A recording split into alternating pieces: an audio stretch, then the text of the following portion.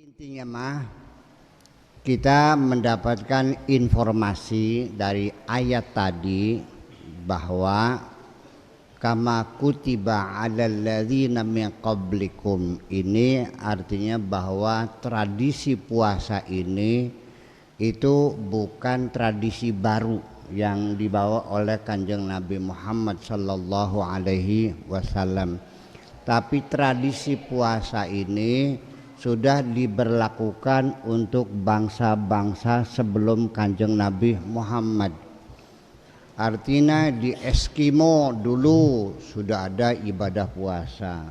Di Amerika suku Indian ya puasa, di Afrika termasuk di tanah Jawa juga sama. Sebelum Islam masuk kita sudah mengenal tradisi puasa, betul nggak? Seperti apa sih? Nah dulu sebelum Islam masuk, para petani itu kalau sedang musim gangguan hama itu, apakah wereng, apa sundep, apa sekarang ada lagi penyakit baru ya, kelowor, tikus, macam-macam lah. Ada April, ada kelowor, ada sundep, ada keong emas ya, tikus. Nah dulu orang tuh kalau menghadapi tanam padi dan banyak penyakitnya, puasanya namanya sedawuh. Muasani tikus sambil aja mangani parine sampean, namanya itu puasa sedawuh. Jadi supaya tikusnya nggak doyan gitu, supaya keong racunnya itu keong racun keong emas ya tidak makani padi kita. Puasa hanya saja puasanya itu sampai jam 10. Kalau 10 makan jam 10 ya, jadi nggak boleh sarapan. Terus ada lagi puasa namanya puasa ngemat. Nah puasa ngemat tuh dulu tuh bukannya itu bukan maghrib tapi sekitar jam 3 asar lah, puasa ngemat. Dan bahkan setelah masuk Islam ke sini, puasa ngemat itu puasanya sampai asar tapi yang dibaca ayat-ayat Al-Qur'an. Umpamanya ada pemuda kita ini jatuh cinta sama cewek di sini, cintanya ditolak. Kalau cinta ditolak dukun nah itu dia. Puasanya itu sampai asar. Yang dibaca itu ayat-ayat Al-Qur'an seperti law anal qur'ana suyirat bihil jibalu au kullima bil mauta dan sebagainya. Atau juga idz qala yusufu li abihi ya abati inni ra'aitu ahada asyara kawkaba wasyamsa wal qamara ra'aituhum li, baca ping sewu ya, sewu qabil tuh ya. Terus ada lagi di surat Yusuf juga, memang surat Yusuf ini surat cinta sih, surat cinta ini percintaan yang luar biasa. Yaitu falamma ra'ainahu akbarnahu wa qata'na aydiyahunna wa qulna hasya lillahi ma hadza basyara in hadza illa malakun karim. Diwaca ping 2500 ya. Nah kalau sudah itu nggak mempan, nah pati geni sampai maghrib nggak makan sampai subuh. Nah kalau nggak mempan juga ngebleng tulung dina tulung bengi ya, iya namanya ngebleng atau namanya apa kalau di sini tuh mati geni ya, mati geni, seperti geni. Itu berbagai macam tradisi puasa aneka ragam. Ada lagi puasa untuk kecantikan, ada namanya diet ya. Nah itu ya, jadi orang perempuan itu kan sangat memperhatikan sekali kecantikan, sangat memperhatikan kecantikan. Nah ini nggak tahulah karena mungkin anatomi perempuan berbeda, Jadi perempuan itu kalau makannya kebanyakan itu gemuk biasanya. Nah, orang perempuan kalau udah gemuk, cantiknya hilang, Bu. Iya. Bakal melaku nih kayak uwur-uwur, riab kan enggak. Ini leban diajunya kan gua. Nah, kalau sudah begitu segera puasa, namanya diet. Gitu.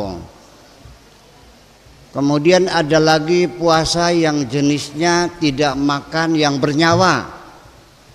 Ya kan? Kalau puasa Ramadan memakan, ini puasa tidak makan yang bernyawa. Sampai ada lagi puasa kesaktian. Nah, ingin bisa terbang, ingin bisa lipat bumi gitu. Kira-kira Jakarta Surabaya sekejap mata gitu. Nah, puasanya itu mutih biasanya. Yaitu hanya makan nasi putih sama air putih, tidak boleh makan apa-apa. Ada lagi ini puasa namanya puasa detoksifikasi, puasa kesehatan.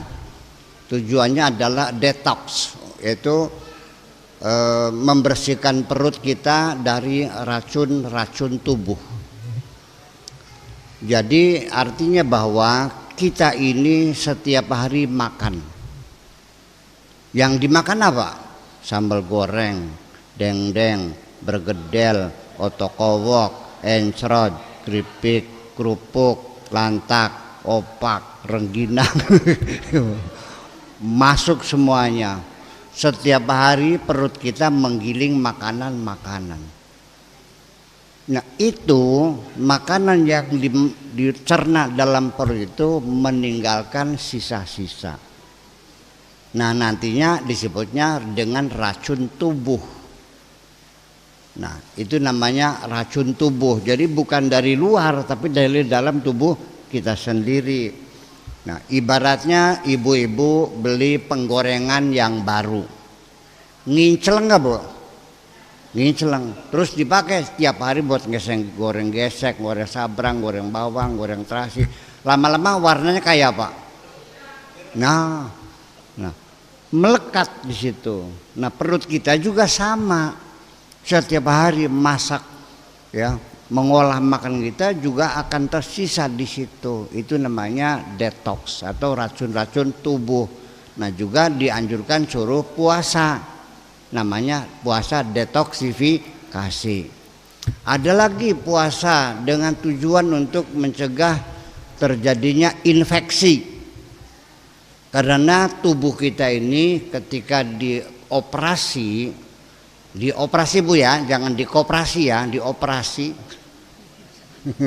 Dioperasi itu dibelek gitu, biasanya operasi sesar atau juga operasi segala macam. Itu setiap ada luka itu hematopoietik pluripoten yang ada di dalam sumsum ini itu memproduksi leukosit lebih banyak untuk menyerang virus-virus, bakteri-bakteri yang masuk melalui luka itu yang menyebabkan nantinya infeksi. Infeksi itu terjadinya perkelahian, pertempuran antara bakteri, kuman-kuman, mikroba dan sebagainya dengan leukosit. Leukosit itu namanya sel darah putih. Disitulah terjadi pertempuran. Nah, nanti kalau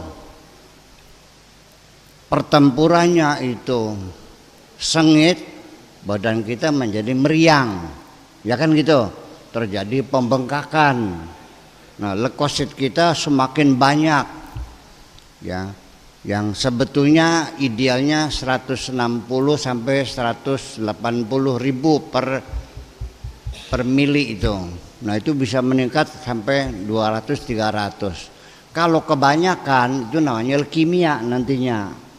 Ya, kebanyakan sel darah putih juga sama atau white blood cell kata orang Inggrisnya atau istilah kedokterannya namanya leukosit. Itu nantinya dalam pertempuran ada korban-korban dari kedua belah pihak. Nantinya korban-korban itu akan Tersisa yang kena infeksi itu namanya nanah. Nanah itu adalah korban dari kedua belah pihak, sel-sel yang rusak menjadi nanah dan baunya bacin. Nah, infeksi ini bisa sampai menimbulkan kematian. Jangan sembarangan. Nah, makanya untuk orang yang akan dioperasi itu selalu oleh dokter disuruh puasa. Betul nggak? Nah, itu kenapa? Supaya leukositnya siap tempur gitu. Nah, makanya silakan kalau bulan puasa ibu-ibu sering masak, lagi nyisir bawang tiba seret kesilet tangannya tuh. Kalau bulan puasa itu jarang ya infeksi tuh. Kenapa? Karena tubuh kita sedang dalam keadaan istimewa. Itu makanya cukup dilap sama alkohol sudah selesai. Dan langsung besoknya kering. Nah itu. Tapi kalau orang yang luka di lelek perutnya, paginya makan kenyang, ya mati nantinya. Ya, karena nanti terjadi infeksi. Nah, itulah makanya berbagai macam tujuan puasa itu bermacam-macam. Tujuan untuk kecantikan, untuk kesehatan, untuk ngemat, untuk segala macam lah, lancar rezeki ya. Itu semuanya mangga. Tradisi-tradisi itu mangga. Barangkali di sini wong tersana ada ancaman serangan tikus ya cobalah sedawuh. Ya. Tapi ini bukan puasa Ramadan, lain rasanya ya. Ya artinya ditahan perut kita, pagi jangan sarapan, nanti jam 9 ya jam 10 boleh makan gitu. Nah itu boleh silakan, itu tradisi kita berdoa kepada Allah dengan mengurangi makanan kita ini juga sama, itu mendukung terkabulnya doa kita. Percaya nggak? Bahkan menjadi tradisi lagi, banyak orang tua dulu, sekarang udah nggak ada. Dulu itu banyak orang tua yang puasa untuk mendoakan anak-anaknya. Nah ini yang hilang. Tradisi lama sudah hilang. Sedawuh udah nggak ada. Ya kan? Kemudian puasa sampai asar udah nggak ada. Puasa kesehatan udah jarang terjadi. Ya sekarang orang perempuan cuek aja, segitu gemuk kayak drum kah, beriap-beriap kah, dikeramisin kah. Iya. Mau mahangan iya. Itu namanya. Sebab bagaimanapun kalau orang itu badannya kegemukan, namanya apa? Obesitas. Perlu ibu-ibu ketahui bahwa obesitas itu dulu dianggapnya gejala. Gejala. Karena gejala itu apa? Ya gejala. Ada sesuatu penyakit gejala seperti itu. Seperti sakit kepala. Sakit kepala itu bukan sakit sebetulnya, itu gejala. Terinfeksi, kepala sakit, betul enggak? Terlambat makan, kepala sakit juga. Salah makan, kepala juga. Kurang duit, juga sama. Itu jadi sakit kepala itu bukan gejala. Jadi kalau sakit duitnya karena penyakit kanker kantong kering, lah itu obatnya duit. Iya, ya istri ini aku kalau istrinya muring-muring tuh mumet pegagin pengen duit ngakeh, barsogan. Iya, jangan dikasih aspirin. Itu gejala. Nah jadi sakit yang ada di kepala itu bukan penyakit tapi gejala.